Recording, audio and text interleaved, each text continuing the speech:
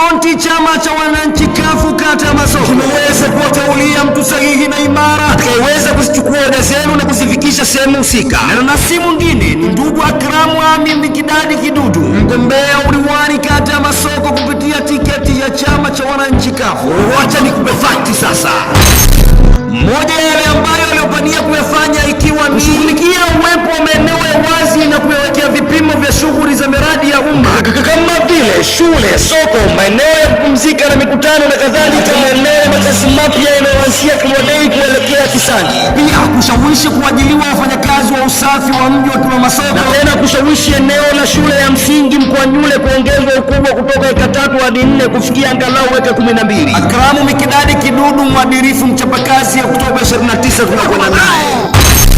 Wetu ni mkombozi kama Musa kwa wana wa Israeli. Kutangazwa kupitia Shortcut Online TV.